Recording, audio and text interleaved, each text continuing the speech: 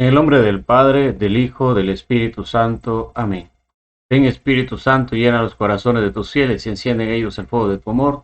Envía, Señor, tu Espíritu Creador y se renovará la faz de la tierra. Oh Dios, que has iluminado los corazones de tus hijos con la luz del Espíritu Santo, haznos dóciles a tus inspiraciones para gustar siempre del bien y gozar de tu consuelo. Por Jesucristo nuestro Señor. Amén. Continuamos con nuestro curso de introducción básica a los sacramentos y hoy en la lección número 4 vamos a contemplar la segunda parte de la sección titulada El ministro de los sacramentos. En la lección pasada vimos quién era el ministro ordinario, el ministro extraordinario, el ministro público, el ministro privado, quién era el ministro consagrado, quiénes eran los que podían dar los sacramentos, en qué sacramento se podía haber un laico que pudiera dar aunque no estuviera consagrado, cuáles eran los requisitos para administrar válidamente un sacramento, que él tuviera la fe y la potestad del ministro, también que el ministro estuviera atento a lo que estaba haciendo, que no se distrajera por mayor cosa, que no repitiera palabras simplemente por repetirlas cuando está haciendo el sacramento. Y nos quedamos en eso. Hoy vamos a ingresar a lo que son los requisitos para una lícita administración de los sacramentos. Y así continuamos con esto. ¿Cuáles son estos requisitos? Bueno, los requisitos son 5. En primer lugar, vamos a decir que el ministro tiene que estar en estado de gracia. 3 razones se pueden aducir, de las cuales 2 valen para el ministro y la tercera vale principalmente solo para el ministro consagrado. Y lo divido porque ustedes bien saben ya, lo vimos en la lección pasada, que no solamente el ministro consagrado puede ser ministro, por ejemplo, del bautismo, sino que también puede ser un ministro no consagrado, un laico. Entonces, vamos a ver esas 3 cosas. En primer lugar, las cosas deben ser tratadas santamente, pero entre las cosas santas ocupan el lugar principal los sacramentos. Por eso, no es posible que un sacerdote que esté en pecado vaya a celebrar un sacramento, porque las cosas santas deben de tratarse santamente. Segundo, además, el ministro en la administración de los sacramentos representa a la persona de Cristo, que es santo y es santo entre los santos. Por eso es que no es posible que el sacerdote que está representando en ese momento a Cristo tenga algún pecado que no lo haya confesado, porque sí, está representando a Cristo y Cristo es santo entre los santos.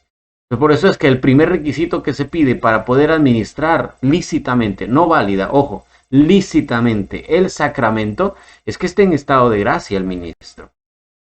¿Y esto por qué? Porque el sacerdote se le ha encomendado el oficio de administrar los sacramentos. Y para que santa y dignamente realice este oficio, ha sido consagrado por un sacramento especial, con el cual es ayudado con el especial auxilio de la gracia que proviene de Dios. Y esa gracia no puede ser posible que se mezcle con el pecado en un preciso momento.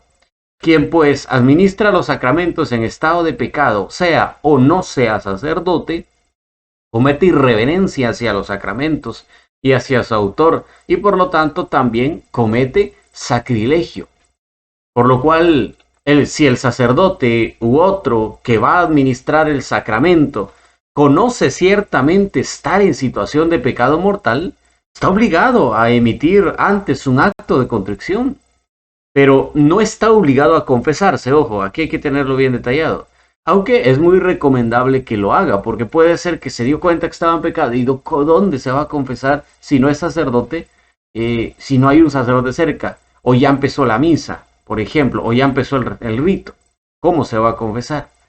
Y si es un sacerdote, ¿y cómo va a confesarse si a veces los párrocos están muy lejos de otro sacerdote que es el que lo puede confesar? Entonces, no es necesario, dice, pero sí es recomendable que se confiese, a menos de que vaya a celebrar una misa. Porque si va a celebrar la misa, entonces sí la iglesia manda que tiene que confesarse, que tiene que estar en estado de gracia. No puede ser que haga ese sacramento estando en pecado. no es posible. Por eso, tendríamos que preguntarnos, ¿cuán grande pecado sea el administrar un sacramento en estado de pecado? ¿Cuán grande pecado sea eso? Para el sacerdote, claro está, aunque sabemos que en el bautismo del matrimonio puede ser un laico. ¿Cuán grande pecado sea entonces el administrarlo así en estado de pecado? Bueno, ciertamente comete pecado grave el ministro consagrado que confecciona el sacramento con el cual fue consagrado en estado de pecado mortal, exceptuándose el caso en que urja la necesidad de administrarlo y moralmente falte tiempo para procurarse el estado de gracia, al menos por la contrición, pues como los sacramentos han sido instituidos para los hombres, puede ser administrado en estado de pecado mejor que la salud eterna del alma esté en peligro.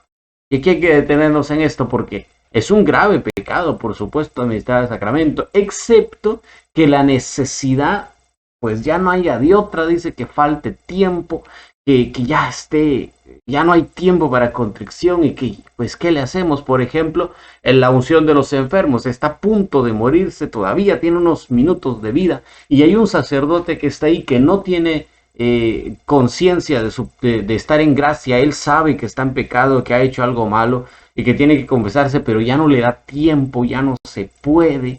Entonces puede darle la unción de los enfermos en ese momento porque está en estado de emergencia, o sea, ya no se puede de otra, que se lo dé, dice aquí, porque es mejor que esté sanarle el peligro del alma a que se sane el peligro del cuerpo, ¿verdad? Hay que tener eso presente.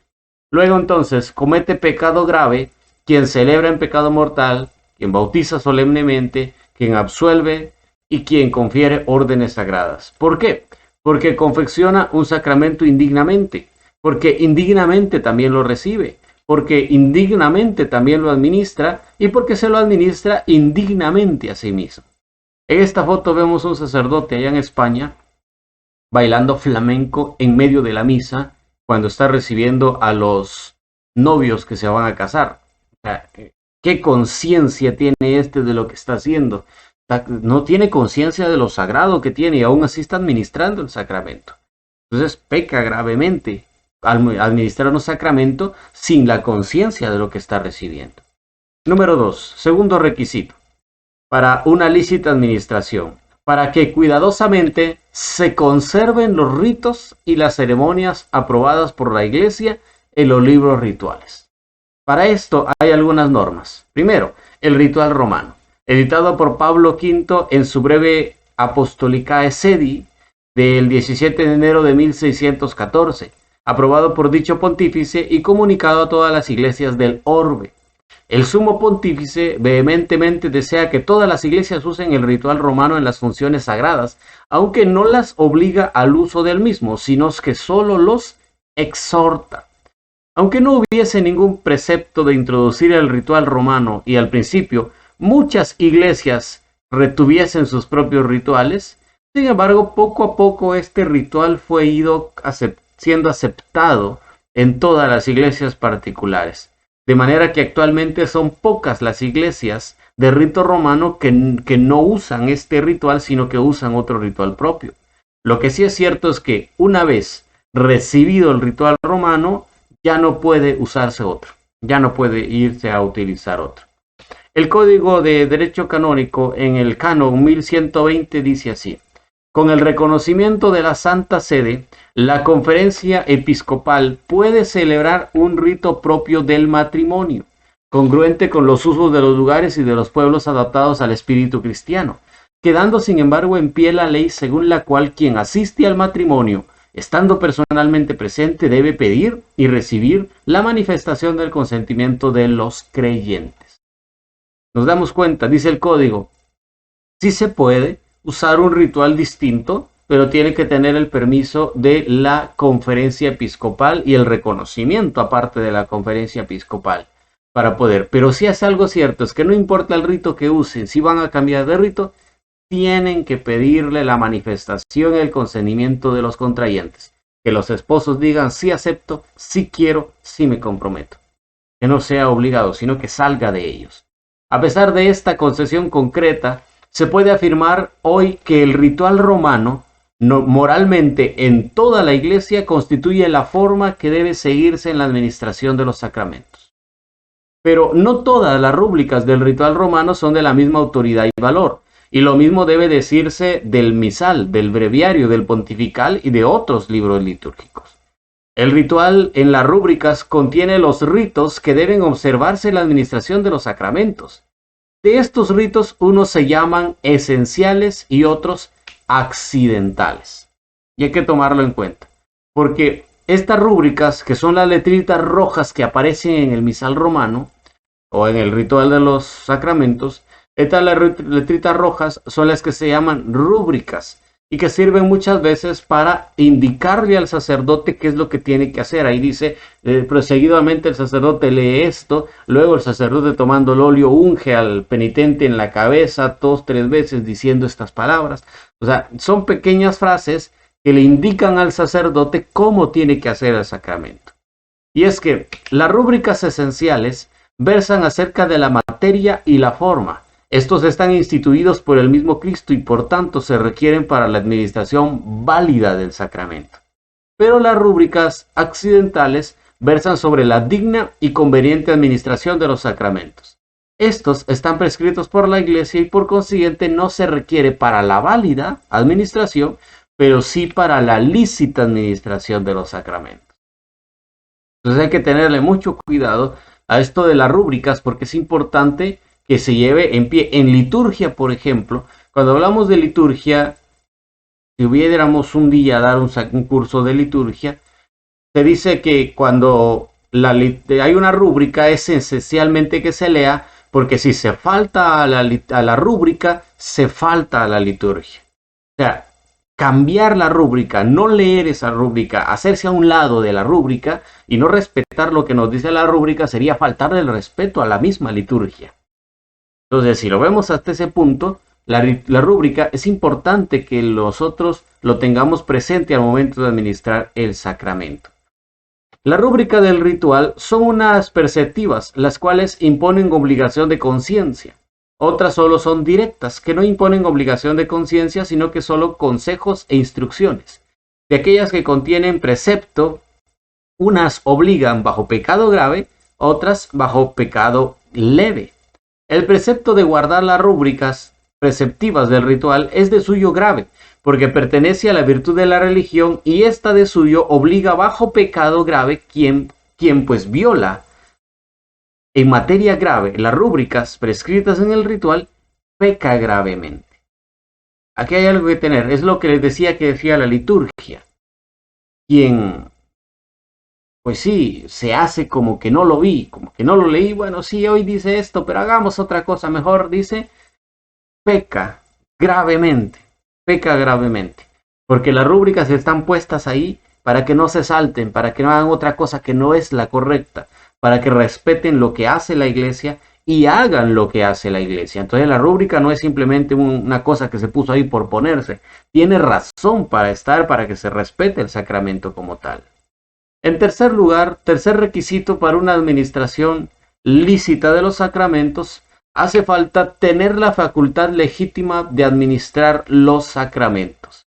Pues la administración de los sacramentos de la Iglesia no está encomendada a particulares, pues los ministros deben ser destinados, sea en general, como los religiosos, para los sacramentos no parroquiales, sea en especial, porque a ellos se les encomienda el cuidado de las almas.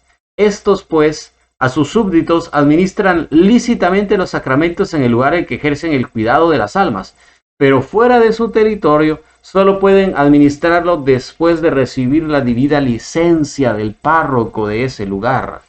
Por esto, peca gravemente el obispo que fuera de su diócesis ilegítimamente confiere órdenes sagradas o confirmas, y el párroco que fuera de su parroquia y el religioso que en una parroquia ajena administra los sacramentos sin el permiso u autorización del párroco o del rector propio de aquel lugar. Imagínense, tan grave es esto, que cualquier padre que venga no puede venir y celebrar misa donde se le da la gana y administrar sacramentos donde se le da la gana y confesar en cualquier lugar donde se le da la gana sin antes tener el permiso del párroco del lugar. Llega y dice, padre, buenos días, yo vengo a visitarlo, soy el padre tal y tal, le muestra sus credenciales, yo voy a estar aquí una semana visitando. Me da permiso de confesar, me da permiso de celebrar la misa cuando se pueda. Ya el párroco dice, revisa todas las credenciales, si es un padre de verdad, ordenado de verdad, incardinado de verdad, es un padre auténtico, entonces sí puede. Yo lo voy a acompañar, yo concelebro y usted celebra. O bien le dice, sí puede, en estas ciertas actividades ayúdenme. Pero todo es con permiso.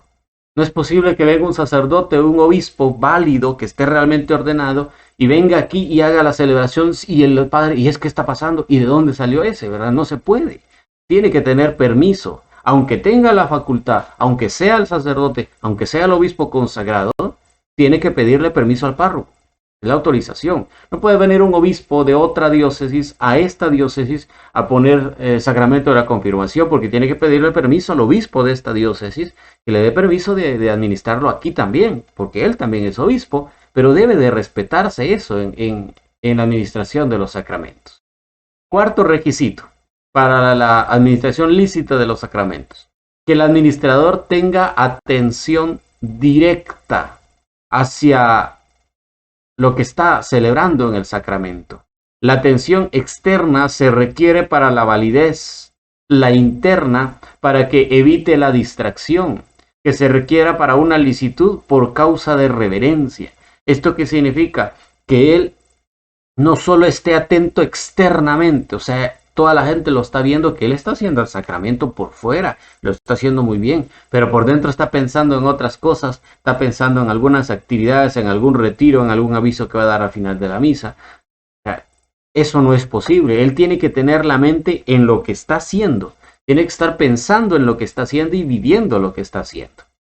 Y el quinto y último requisito para una lícita administración de los sacramentos, vamos a decir que el administrador de cualquier sacramento debe de estar inmune, o sea, libre de censura y de cualquier irregularidad al momento de administrar el sacramento. Si un excomulgado administra un sacramento, la administración es válida, pero gravemente ilícita, excepto en el caso de que los fieles pidan por derecho a aquellos los sacramentos.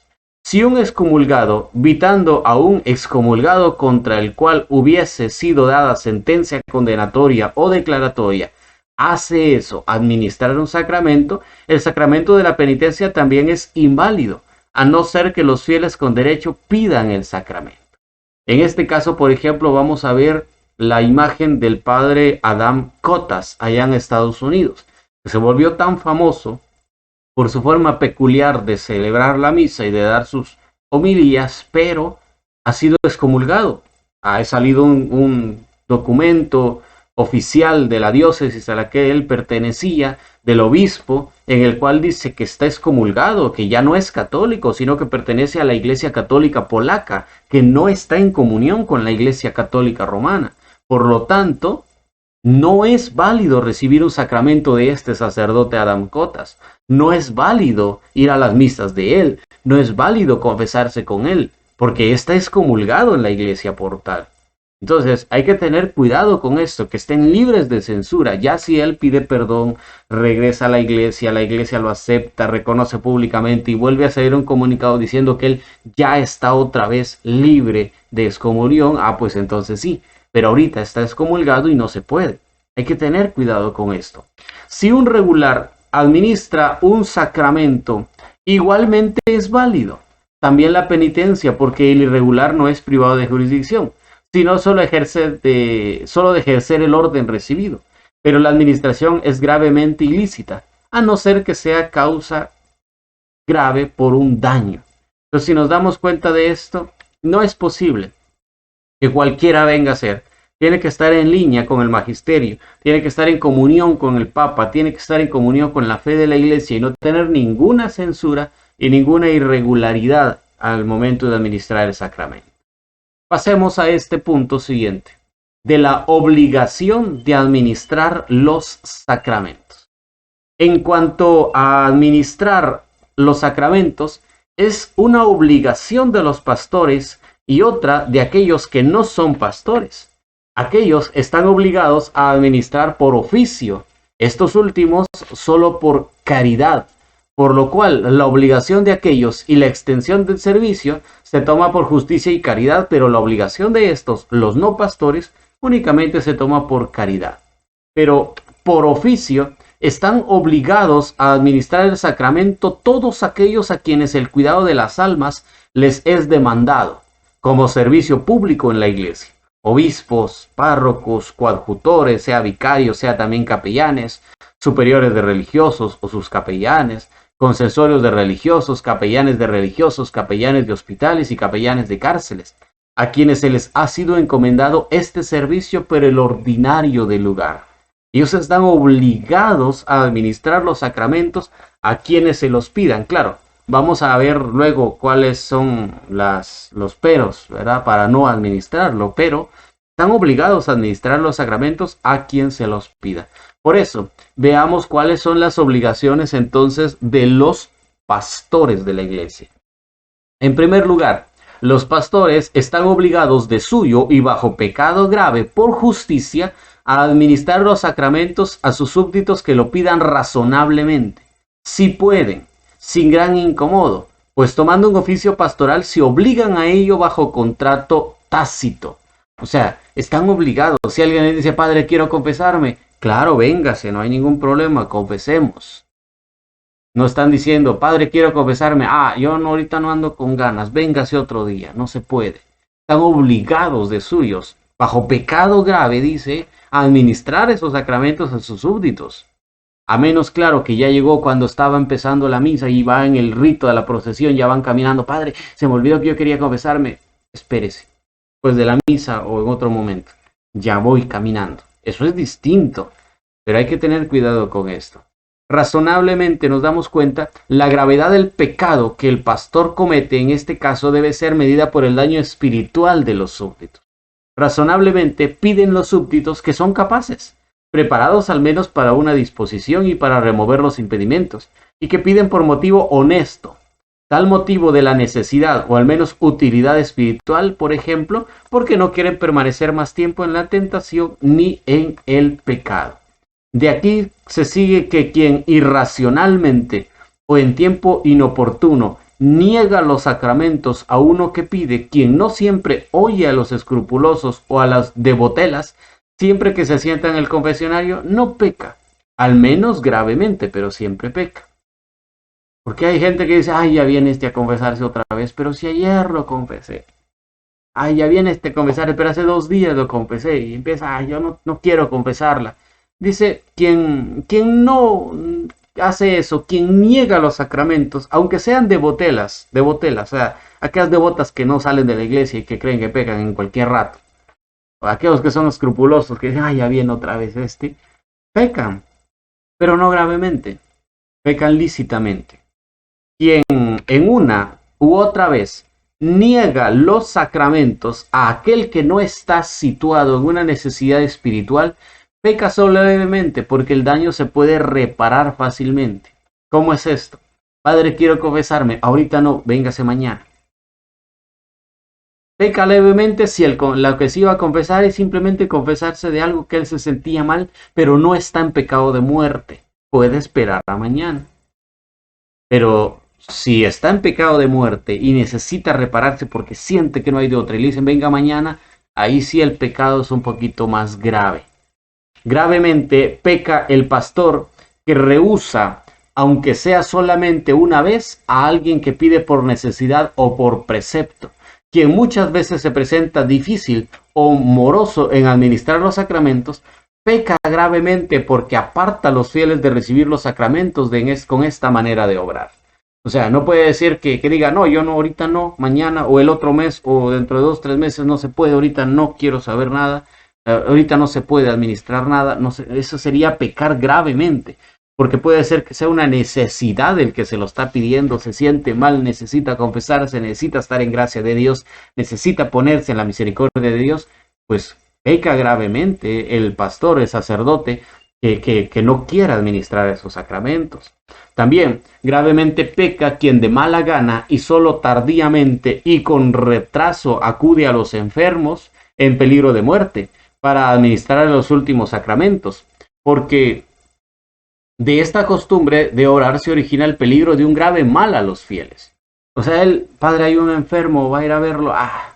Cuando se esté muriendo me hablan. Híjole, no, vaya a verlo ahorita. No, pero no tengo tiempo, entonces hágale espacio en su agenda, pero vaya a verlo, sea hoy, sea en un ratito, sea en la noche, si se le olvidó demasiado tarde, pues mañana a primera hora, pero no, hasta que esté grave, ¿y qué tal se muere?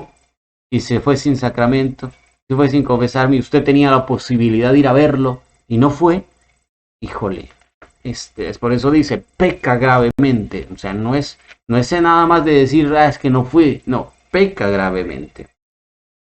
Gravemente también pecan los párrocos que solamente en determinados días, por ejemplo, una o dos veces al mes, o solo los sábados y domingos, recibe confesiones y remite el sábado a todos los fieles que dentro de la semana desean confesarse.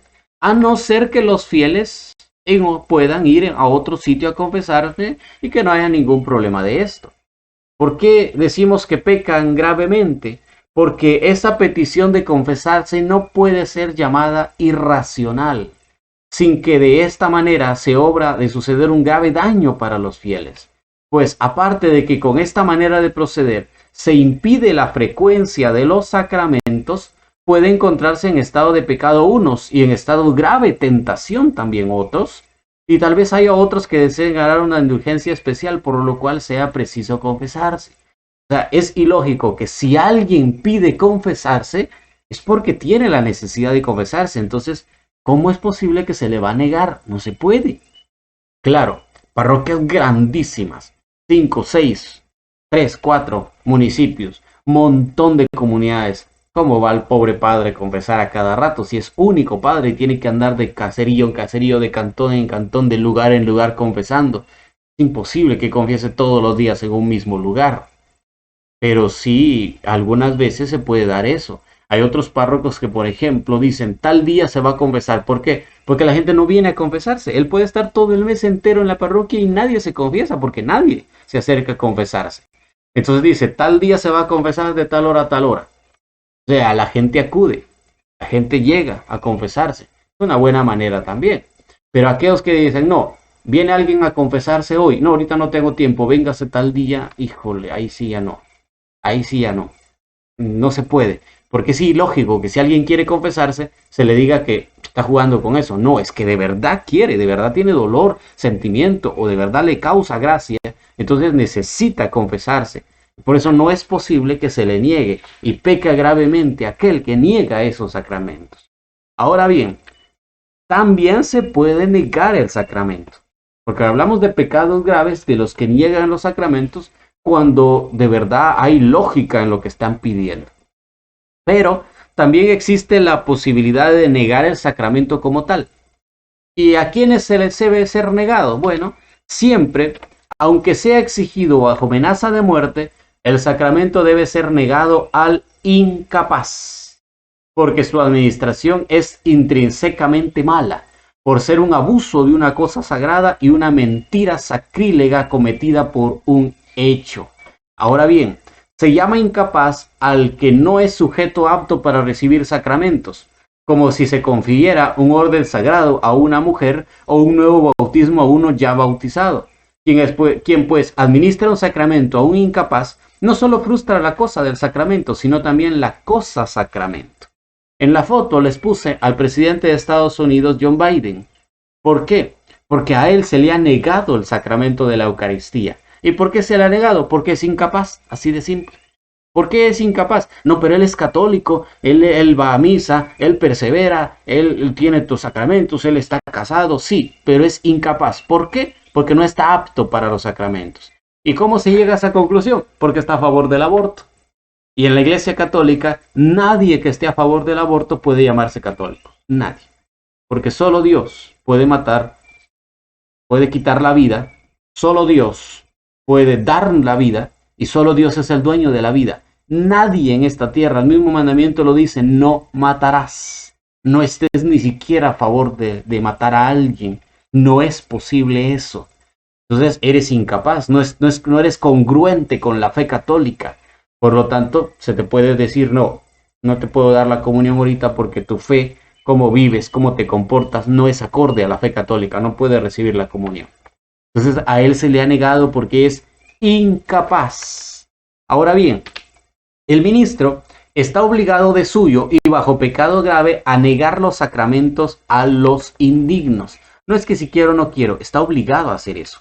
¿Por qué? Primero por fidelidad. Pues como el ministro no es el dueño de los sacramentos, los debe administrar como un buen distribuidor según la voluntad de su dueño, siendo contra la voluntad de Cristo que se concedan a los indignos. No queráis dar las cosas santas a los perros, ni tiréis vuestras margaritas a los cerdos, dijo Jesús en Mateo capítulo 7, verso 6. Entonces, él respeta eso. Por fidelidad al mandato de Dios, no se le puede dar las cosas santas a los que son indignos. Y en segundo lugar, por caridad y religión, porque el mismo ministro que entrega un sacramento a un indigno coopera a un gravísimo sacrilegio, y también los fieles sufrirán un escándalo grave si viesen que se administran los sacramentos a un pecador notoriamente indigno e impenitente.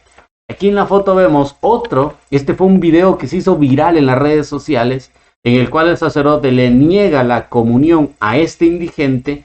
¿Por qué? Simplemente porque a saber qué pecados tiene, no se ha confesado, no sabemos si realmente recibió la primera comunión, siquiera tal vez esté bautizado. Muchos de nosotros somos conscientes de que a veces los indigentes, los borrachitos que entran a la iglesia son los primeros que quieren estar al frente, que quieren comulgar, pero en ese estado en el que están no es posible porque es por caridad, es por su bien. El mismo San Pablo dice: cada quien examine su conciencia antes de comer y beber el cuerpo de Cristo, porque el que come y bebe indignamente peca contra la sangre y come su propia condenación. Entonces el sacerdote puede decir en ese momento: no, a usted no, confiésese, arregle su vida, trate de estar bien, ya dentro de un ratito hablamos, pero ahorita no. Eso es por caridad. Ah, no, pero la gente ya sí quieren que uno vaya y le niegan a los indigentes, y no que el amor y tanto que amor que predican. Son gente que no conoce la iglesia, que no sabe la doctrina. Entonces hay que tener cuidado nosotros también en este sentido. Pero ¿a quiénes se llama o se les considera indignos? Indignos son en primer lugar los herejes y los cismáticos, quienes automáticamente incurren en pena de excomunión. Para ello, leamos qué es lo que dice el Código de Derecho Canónico. El Código de Derecho Canónico en el canon 1331 dice, en el numeral 1, se prohíbe al excomulgado la celebración del sacrificio eucarístico y de los demás sacramentos, recibir los sacramentos, administrar los sacramentos y celebrar las demás ceremonias de culto litúrgico, tener cualquier parte activa en las celebraciones anteriormente enumeradas, desempeñar oficios, cargos, ministerios y funciones eclesiásticos y realizar actos de régimen. Por eso, a un excomulgado, a un hereje, a un cismático, no se le puede administrar los sacramentos. Después, son indignos de recibir un sacramento quienes son conocidos como pecadores, que están en pecado mortal sin voluntad de enmendarse. O sea, van a la iglesia, no son excomulgados, son católicos, pero están en pecado mortal y no tienen voluntad de enmendarse. ¿A quienes se les considera indignos? En segundo lugar, estos que están en pecado mortal, que van a la iglesia y que no tienen voluntad de enmendarse. El Código de Derecho Canónico sobre los delitos contra la fe y la unidad de la iglesia nos va a decir lo siguiente. Canon 1367. Los padres o quienes hacen sus veces que entregan a sus hijos para que sean bautizados o educados en una religión anticatólica deben ser castigados con una censura u otra pena justa. Aquellos papás que en el bautismo, cuando bautizaron a sus hijos, dijeron: ¿se comprometen a criar a este niño en la fe de la iglesia? Sí, me comprometo. Y ahora que están grandes, los mandan a una iglesia evangélica o a una iglesia protestante. Hay que ellos decidan qué camino seguir. No se le puede imponer la religión a nadie. Estos padres deben ser castigados con una censura o con una pena justa, y por ende no se le puede dar la comunión en ese momento, porque no viven su fe según lo que la fe de la iglesia manda, no hacen lo que la iglesia manda, a que vayan y hagan discípulos a todas las gentes, discípulos de Cristo, y no enviándolos a que sean discípulos de otra gente.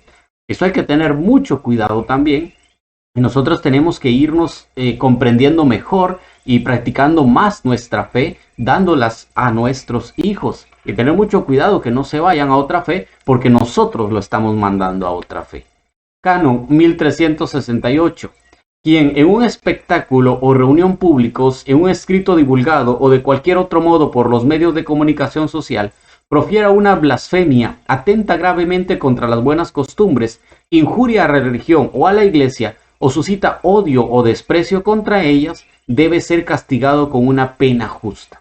Alguien que viene a dar la comunión y el padre le dice, no, ahorita no te puedo dar la comunión. Padre, ¿pero por qué? ¿Te acuerdas que cuando estuviste allá en aquel espectáculo dijiste, la iglesia católica, aquí la iglesia católica, allá los curas, aquí los padres, allá el papa, aquí?